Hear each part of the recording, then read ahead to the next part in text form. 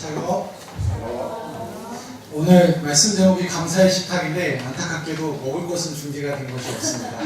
하지만 그것보다 더 달고기 하나님의 말씀을 준비해 왔습니다. 이 시간 함께 이 하나님의 말씀을 나누게 되어 영광입니다. 예배는 하나님을 향한 우리의 감사의 응답입니다. 존귀하신 성도 여러분, 오늘 하나님께 감사드리는 이 예배, 이 주일 예배 가운데 어떤 감사의 고백들을 가지고 나오셨습니까? 매 주일 감사의 마음을 가지고 예배 자리 가운데 나오고 계십니까? 아니면 바쁜 삶으로 인해서 감사할 것이 있는지 살필 겨를도 없이 살고 계시진 않습니까? 우리가 지금 예배하는 것은 참으로 하나님의 은혜인 줄 믿습니다. 아멘. 하나님의 뜻이 아니면 우리는 결코 이 자리 가운데 있을 수 없는 줄 믿습니다. 아멘. 하나님께서 먼저 우리를 천국 잔치자리인 이 예배 자리로 부르셨습니다. 자격 없는 우리를 부르셨다는 것만으로도 정말로 놀라운 은혜입니다. 그런데 우리는 오늘 하나님을 뵐 준비가 되어 있습니까? 만일 오직 정의의 기준으로 우리를 본다면 우리가 하나님을 만나러 나아가는 예배는 잔치가 아닌 늘 우리를 정죄하고 심판하는 재판장이 될 것입니다. 내려진 형벌에 대한 두려움과 죄책감에 수치를 당하는 자리가 되겠지요. 그만큼 우리는 하나님께 예배드릴 자격도 없고 그분의 자녀가 되기에도 턱없이 부족한 그런 모습입니다. 그러나 우리는 곰도 없으나 땅에서 십자가 위로 들려지신 예수님의 찢기시고 피 흘리심의 결과 오늘날 우리는 하나님 앞에 예배할 수 있습니다. 우리가 감사해야 하는 모든 것은 바로 여기서부터 시작합니다. 우리가 당연하게 생각하고 무심코 지나치는 수많은 것들이 은혜의 선물이죠. 우리가 잘나거나 우리가 착해서가 아닙니다. 우리가 뛰어나서도 노력을 많이 해서도 아니죠. 비록 노력했을지라도 그 정당한 노력한 것의 정당한 대가라고 말하기엔 터무니없을 만큼 귀한 것들을 오직 은혜로서 하나님께서 우리에게 주고 계십니다.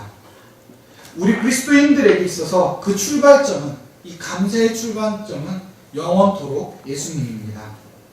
주님께 감사합시다. 그분이 아니었다면 여기 우리 중 그 어느 누구도 감사하는 삶을 살지 못했을 것이기 때문입니다. 감사의 삶은 예배의 삶입니다. 예배는 하나님께 드리는 감사이지요. 감사의 사건을 구체적으로 기억하고 재현하며 실천하는 행위가 바로 우리가 드리는 예배입니다. 이 같은 성격을 가진 기독교 예배는 구약시대 제사에 뿌리를 두고 있습니다. 그렇지만 우리가 기억해야 될 것은 우리의 예배는 제사입니까? 제사인가요? 아닙니다. 혹시 그렇게 생각하신 분이 계시다면 이거는 신학자들이 다 한 목소리로 이야기하는 겁니다. 틀렸습니다. 다르다가 이건 틀렸습니다. 왜냐하면 우리 개신교, 기독교 예배는 결코 제사가 아닙니다. 왜 그런지 이제부터 말씀드리겠습니다. 근데 물론 예배가, 기독교의 예배가 제사를 그 뿌리로 두고 있다는 것은 맞습니다. 하지만 그것보다 더 나은 것입니다. 제사의 수준이 아니라 예수님께서 완성시키신 것이 바로 이 예배입니다. 이러한 제사와 예배의 관계성 안에서 레위기는 우리에게 어떻게 하나님을 예배해야 하는가에 대해 가르쳐 줍니다. 오늘 하나님께서 우리에게 주신 말씀인 레위기는 하나님께 제사하는 법을 구체적으로 가르치고 있습니다. 제사에는 무엇이 있죠? 한번 통성경 하신 분들 한번 해볼까요? 자, 제사에는 뭐가 있습니까? 네 가지 정도 일단 레위기에서 나오는데 번제, 네, 소제는 소제는 빼겠습니다. 네, 소제는 번제인데 저 곡식을 한 거는 화목제, 그다음 속제제, 그다음 속번제. 네. 속번제, 속제제, 화목제 사실은 크게 보면 이 세 가지인데 번제는 정기적으로 드리는 유월절이라든가 정월 초하루 같은 유월절이나 혹은 이제 중요한 명절 때 항상 정기적으로 드리는 것이 이 번제입니다. 이렇게 이제 네 가지 정도의 제사가 있는데 화목제사는 우리 3장 레위기 3장을 펴보시면은 성경마다 좀 다를 수는 있지만은 화목제사에 대한 부분에서 번호로 해가지고 감사제사라고 밑에 달려있는 부분들이 있을 겁니다. 즉 화목제사는 다른 이름으로는 감사제사라고 불린다는 것이죠. 레위기 3장에 화목 제사가 나오는데요. 3장에서는 화목 제물의 종류와 제사를 드리는 방법이 나옵니다. 그리고 오늘 본문인 7장 11절에서 21절은 이때 지켜야 할 추가적인 규례들을 가르치고 계십니다. 하나님께서는 오늘 이 레위기 7장 말씀을 통해 우리가 하나님께 감사함으로 드리는 예배에서 우리가 잊어서는 안 될 세 가지를 들려주십니다. 그 첫째, 감사는 하나님의 은혜로부터 시작됩니다. 먼저 11절과 14절 말씀을 함께 읽겠습니다. 여호와께 드릴 화목 제물의 규례는 이러하니라. 만일 그것을 감사함으로 드리려면 기름 섞은 무교병과 기름 바른 무교전병과 고운 가루에 기름 섞어 구운 과자를 그 감사제물과 함께 드리고 또 유교병을 화목제의 감사제물과 함께 그 예물로 드리되 그 전체의 예물 중에서 하나씩 여호와께 거제로 드리고 그것을 화목제의 피를 뿌린 제사장들에게로 돌릴지니라. 아멘. 감사의 제물을 드리고자 하는 자는 3장에서 언급된 자신의 경제적 조건에 따라서 드리게 되어 있는 제물들이 있습니다. 부자는 소를 바치면 되고, 조금 중산층 정도면 양을 바치면 되고, 좀 가난하다 싶으면 염소를 바치면 됩니다. 그래서 이 세 가지 제물을 드리는데, 이 세 가지 제물에 7장에서는 추가적인 예물을 더 드리라고 말씀하고 있는 것입니다. 무엇을 드리라고 하고 있습니까? 누룩을 넣지 않은, 일반적으로 유월절에 먹게 되는 무교병이라고 해서 누룩을 넣지 않은 빵을 말합니다. 이스트를 넣지 않은 빵, 그 다음 이스트를 넣은 빵, 그 다음에 이스트를 넣지 않은 빵인데 기름을 발라서 구운 거, 이런 것들을 이제 이야기하는데요. 이렇게 준비되는 감사 예물은 바구니 크기로, 한 이 정도 되는 바구니 크기의 곡물을 구워서 만들기 때문에 양이 많습니다. 그렇기 때문에 그런데 특이한 것은 이 많은 양의 예물들 중에서 오직 몇 개요? 몇 개만 하나님 앞에 올려드린다고요? 하나씩만 예물로 올려드린다는 겁니다. 여기서 말씀에는 거제로 하나님 앞에 드린다라고 이야기하고 있는데요. 이 거제란 무엇이냐면 불에 태우거나 하는 것이 아닌 제물을 집어서 들어 올리는 행위입니다. 저를 보시면 좋겠는데요. 네, 제물을 잡아서 하늘 위로 올려드리는 것. 하나님을 향해서 이렇게 드리는 그 표시인데요. 여러 종교에서도 많이 이런 의식들이 많이 나타납니다. 자신들이 순항하는 하늘의 존재한테 이렇게 치켜들어서, 자신들이 드리고자 하는 걸 치켜들어서 이제 그것을 올려드리는 상징적인 행동으로서 이런 의식들을 하는데요. 이것을 거제라고 합니다. 하나님께서 전부를 요구하시지 않고 하나의 예물을 통해 그 예물 전체를 다 받으시는 겁니다. 이 예물 하나를 올려드린다, 거제로 올려드린다고 하는 것은 이 예물만 하나님 앞에 드린다는 뜻이 아니죠. 이 예물을 대표로 하는 모든 예물이 다 하나님께 속했다라고 하는 것을 고백하는 행위인 것입니다. 여기서 우리는 하나님의 은혜를 발견합니다. 세상의 권력자들이나 많은 사회비 종교들은 그들을 따르는 자들에게 모든 것을 다 바칠 것을 요구합니다. 그래서 많은 사람이 자신의 전 재산과 모든 시간을 거기에 다 쏟아붓지요. 그러나 하나님께서 우리에게 요구하시는 것은 다릅니다. 재물과 예배가 하나님께 무슨 유익이 되겠습니까? 이 온 우주 만물이 다 하나님의 것이지 않습니까? 애초에 우리가 드리는 감사의 예물도 다 누구의 것이죠? 하나님의 것입니다. 하나님께서는 물질을 필요로 하지 않으십니다. 하나님께서는 우리가 감사의 예물로 드리는 것들조차 은혜로 우리에게 주신 것이었습니다. 그렇기에 하나님께서는 눈에 보이는 예물 자체를 요구하시는 것이 아닙니다. 다만 그 예물 중 한 개, 그리고 우리의 한 주의 시간, 7일의 시간 중 하루, 그리고 우리의 모든 소득 중에 10분의 1인 11조와 그 봉헌문들, 이것들에 하나님께서 우리 하나님이 되시고 우리가 그분의 백성이라는 믿음의 고백을 담아서 대표성을 띠는 그 한 가지를 통해서 하나님과 우리가 지속적인 관계와 교제를 해나가길 원하신다는 것이죠.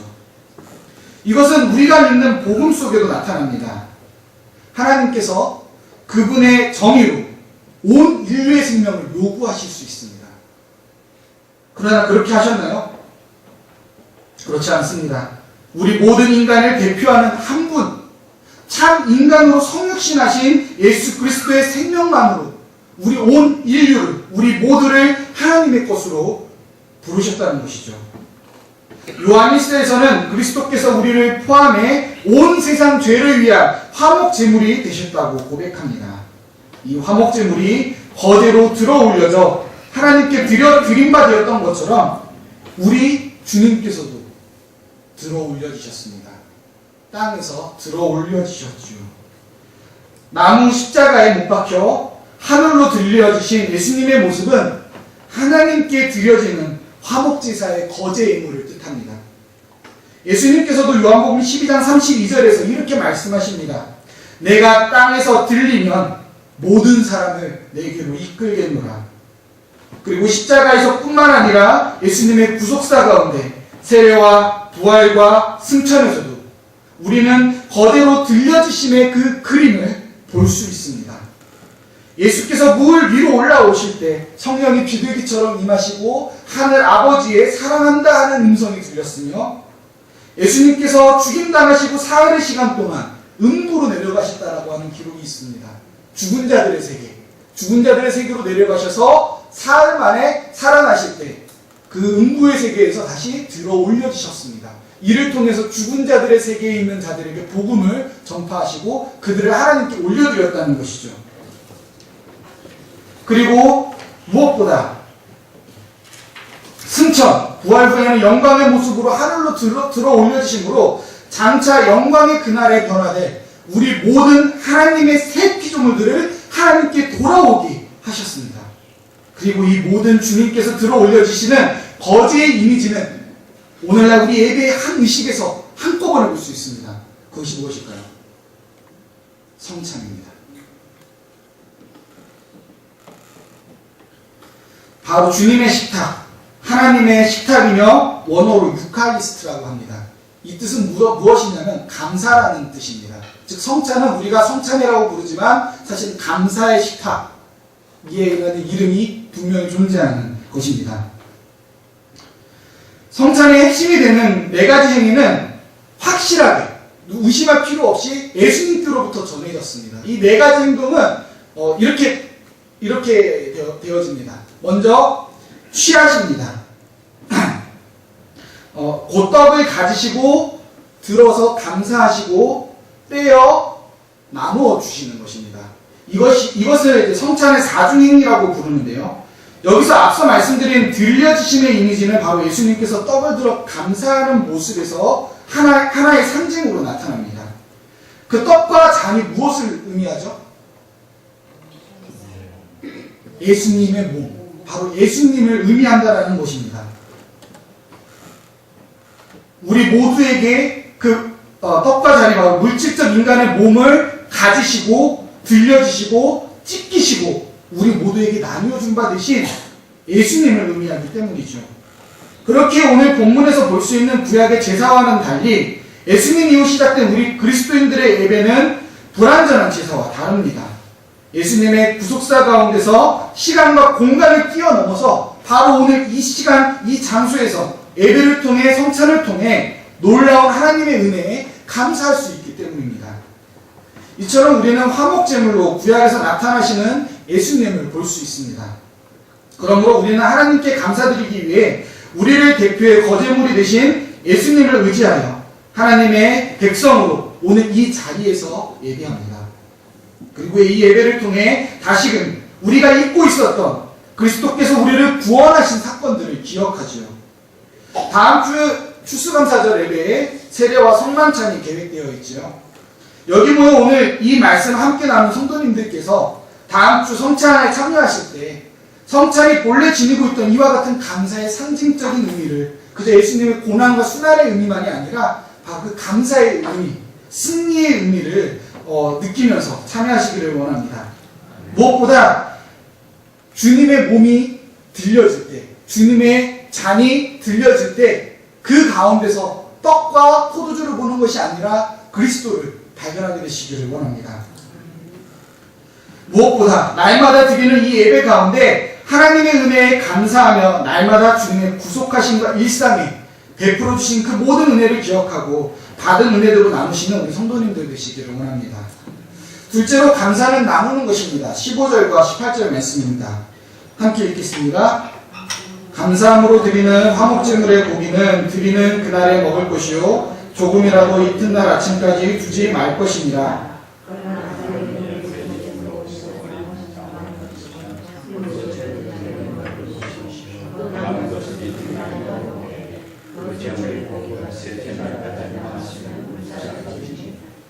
만일 그 화목제물의 고기를 셋째 날에 조금이라도 먹으면 그 제사는 기쁘게 받아들여지지 않을 것이라. 드린 자에게도 예물답게 되지 못하고 도리어 가증한 것이 될 것이며 그것을 먹는 자는 그 죄를 짊어지리라. 여기서는 추가된 예물 이외에 제물로 바쳐진 소나 양이나 염소의 고기를 어떻게 처리하도록 명하시는 규정이 있습니다.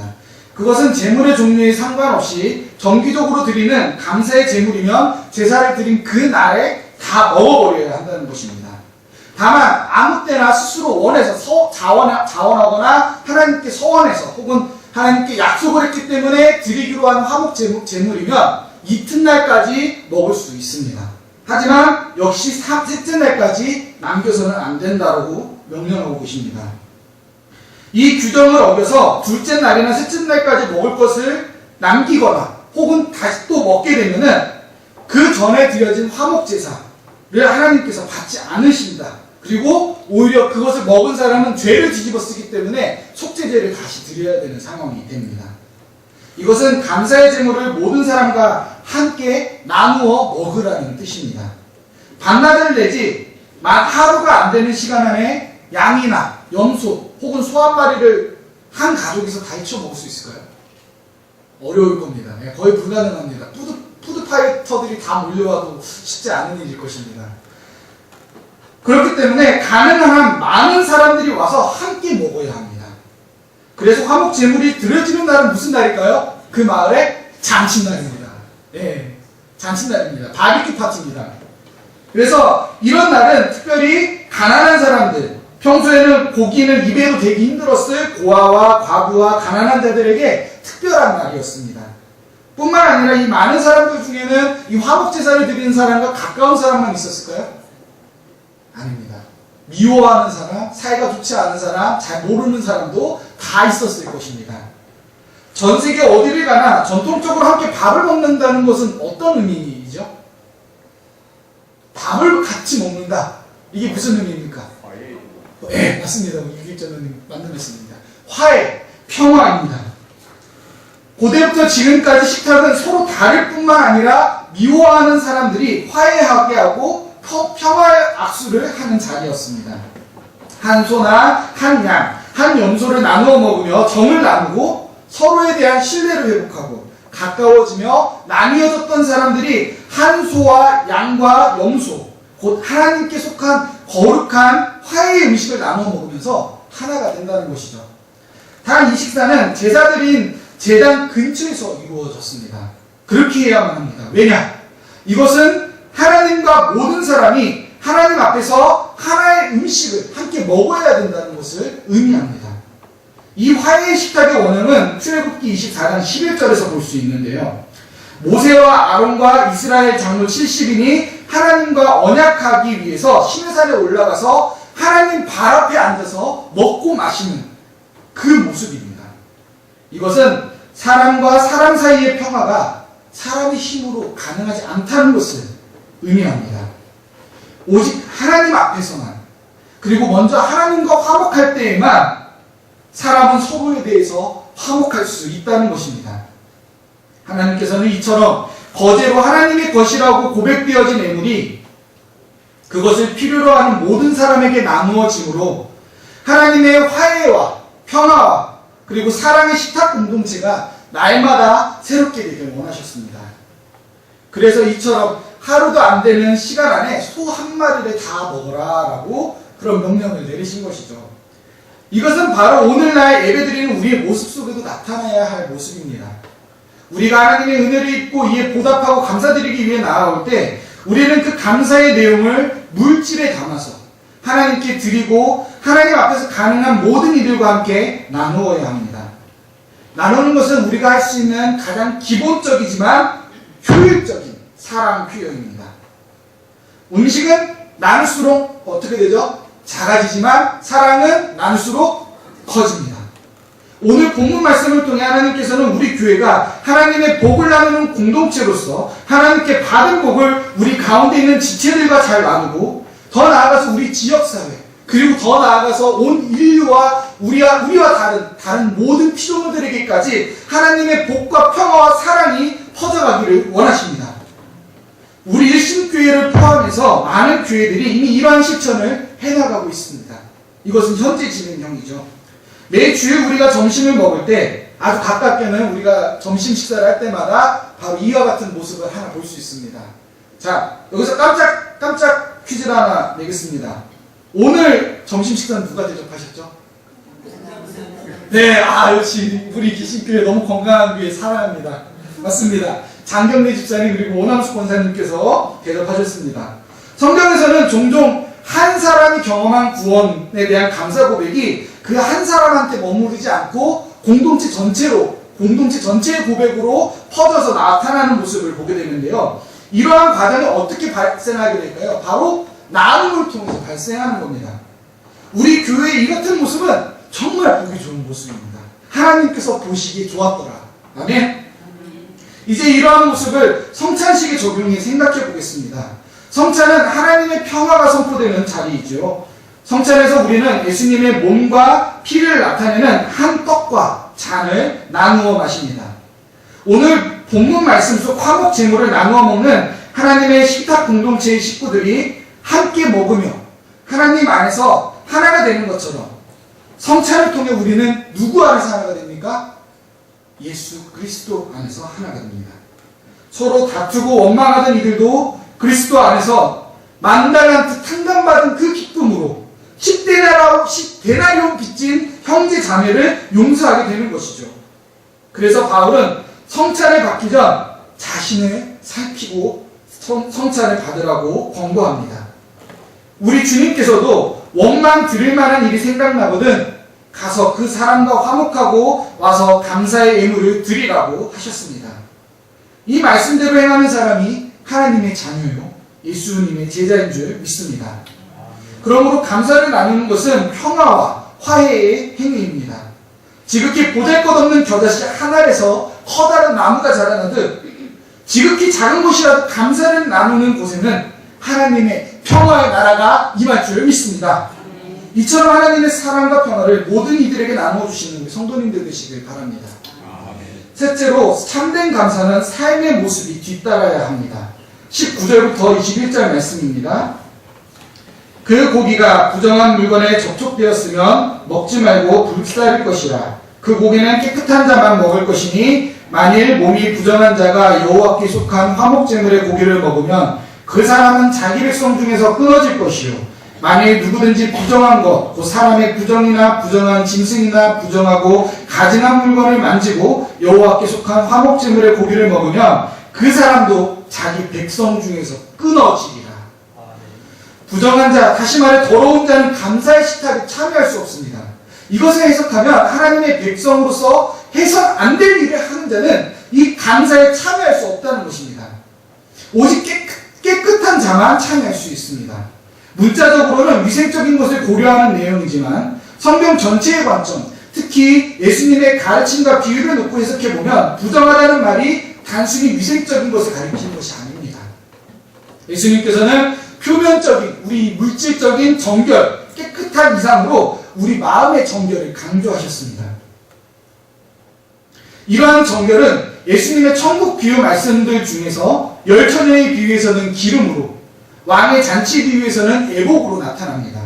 그래서 하나님께 감사하다고 하는 것은 단순히 말과 담내의 예물만으로 참된 감사를 할 수 없다는 말이죠. 우리의 생활이, 우리의 성품이, 우리의 사고방식이 하나님의 자녀답게 변화되지 않고는 우리의 예물은 그저 한번 좀 잘 봐주십시오 하고 하나님께 드리는 뇌물이 될 뿐입니다. 하나님의 식탁인 화목제물을 먹는다는 것은 하나님의 식구가 되었다는 것을 의미하는데 그 식탁에 걸맞는 자격이 없다면 본문 20절과 21절과 같이 끊어지게 됩니다. 예수님의 왕의 잔치 비유에서도 얼떨결에 초대받았으나 애국이 준비되지 않았던 사람의 결말이 어떠했죠? 쫓겨났습니다. 열처녀 비유에서도 기름을 준비하지 않은 게으른 5처녀의 결말은 우리에게 주의하라고 경고하고 있습니다. 우리는 그 같은 모습을 오늘의 격동의 대한민국의 역사에서 발견하게 됩니다. 최근에 이 최순실 게이트 가운데서 우리가 볼 수 있죠. 다 알려진 대로 최순실은 강남 지역 대형 교회들에 출석했고 2010년도부터는 압구정의 중대형 교회에 출석하면서 많은 건축 헌금으로 교회를 짓도록 돕기도 했습니다. 우리가 일반적으로 최순실이 사교다 무당이다라고 하는 말도 완전히 반박되는 이야기였는데 이게 사실이라고 확인이 되었습니다. 일반적인 우리 성도들과 마찬가지로 예배와 헌금과 기도 제목에서 크게 다르지 않은 삶을 살았습니다. 우리 아들이 잘 되니까 딸이 잘 되게 해주세요. 딸은 또 자기에게 좋은 말을 만나게 해주세요. 그리고 돌아가신 아버지를 기억하면서 아버지에게 평안을 주세요. 이런 것 같은 그런 기도 제목들을 보면은 지금도 수많은 기독교인들과 전혀 다를 바가 없고 또 한편으로는 강남에 있는 수많은 기독교인들처럼 점집을 교회와 함께 다니는 점보러 다니는 것도 크게 다르지가 않습니다. 자, 그게 참 부인할 수 없는 사실이라는 게 가슴 아픈 일입니다. 그러나 오늘 하나님께서 밝히 드러내신 진실은 그 결과는 그녀와 그녀의 가족들의 삶이 기독교인답게 하나님의 식탁에 초대된 자답지 않게 변화된 삶이 아니었다는 것을 단박에 보여주고 있습니다. 세상을 변화시키는 데는 많은 사람이 필요하지 않습니다. 예수님과 같이 하나님의 뜻에 따라 살아가기로 변화된 단 한 사람을 통해 세상은 변화됩니다. 윌리엄 윌버포스, 마틴 루터킹 목사님, 링컨 대통령 등등 이로 말할 수 없는 변화된 하나님의 그 사람들이 나라를 향해 달려가던 인류의 방향을 바꾸어 놓았습니다. 그러나 다른 한편으로 우리가 주의해야 될 것은 우리가 변화된 삶을 살지 않을 때 또 다른 변화가 나타날 수 있다는 것에 있습니다. 정반대의 결과를 불러올 수 있다는 것이죠. 우리가 변화되지 않는 삶이라는 것은 우리의 삶이 변화되지 않는다는 것은 그만큼 위험한 것입니다. 우리가 변화되면 세상은 복된 세계로 변하지만 하나님의 나라로 변화되지만 우리가 변화되지 않으면 세상은 재앙으로 바뀌는 것입니다. 우리가 하나님의 은혜를 입었고 진정으로 감사한다고 한다면 그 감사는 이 건물로서의 교회와 예식으로서의 예배에서 끝나지 않을 것입니다. 결코 그럴 수 없습니다. 이전에 하나님도 모르고 감사도 모르던 우리가 죽고 우리를 위해 죽으신 그리스도께서 우리 안에 사심을 기억하며 우리의 삶에서 감사하는 자로서 합당한 삶을 살고자 분투하는 삶을 살겠지요. 그러나 마음은 원이로되 육신이 약합니다. 우리는 거듭 넘어집니다. 감사의 식탁에 참여할 자격을 우리는 결코 갖추지 못했습니다. 깨끗한 자만 참여할 수 있다고 하는데 우리는 깨끗하지가 못합니다. 우리의 어떤 행위로도 깨끗해지지 못합니다. 그러나 하나님께 감사합시다. 우리를 이 모든 부정에서 깨끗게 하시는 주님의 보혈을 찬송합시다. 우리의 의가 아닌 예수 그리스도의 의를 힘입어 우리는 기쁨과 담대함으로 하나님의 식구가 되는 영광을 얻게 되었기 때문입니다. 그러므로 사랑하는 성도 여러분, 감사가 사라진 이 시대 가운데서 우리로 참된 감사로 하나님께 나아가게 하신 그리스도의 사랑을 기억하시기 바랍니다. 아멘. 우리를 위해 화목제가 되어 높이 들려주시고 우리를 깨끗하게 하사 그분의 은혜와 사랑과 평화를 온 세상과 나누게 하시는 그리스도의 식탁에 변화된 삶으로 나오시는 우리 모든 성도님들 되시기를 간구합니다. 기도하겠습니다.